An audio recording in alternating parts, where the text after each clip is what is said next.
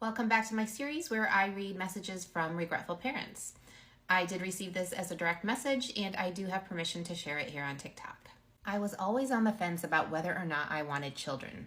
I knew it was not something I needed in the way that some people do, but coming from a big family and marrying into another, it was something that was expected of me.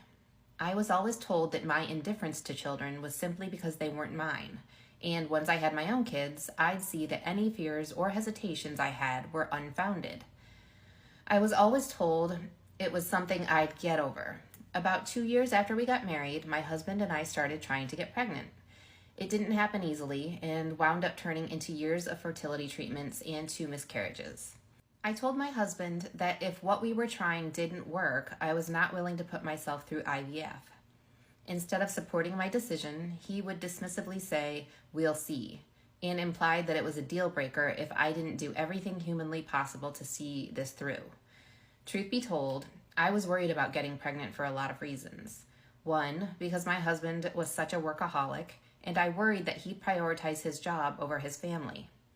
I made it clear that I wanted our kids to have an actual father, unlike his, who thought that providing a paycheck and doing absolutely nothing else counted as being a good father. We had several conversations about my expectations of him as a parent, especially because I was so unsure of how much I actually wanted to be one. But he insisted he did, and 2 weeks after we accepted an out-of-state relocation for his job, I found out I was pregnant. We moved just weeks before I gave birth to our son. And as if a relocation at 8 months pregnant wasn't stressful enough, the company I worked for went back on their promise to let me stay on as a remote worker.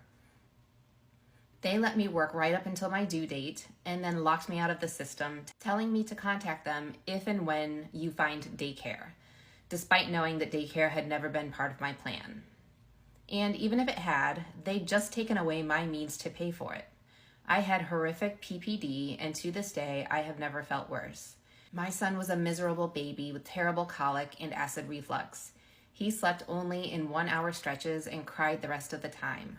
My thyroid was out of whack, but no one wanted to see me before the 6-week mark, so I dropped down to 96 pounds and couldn't make enough breast milk.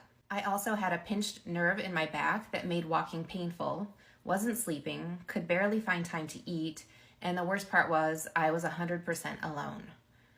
My husband got 2 weeks of paternity leave, and that was it.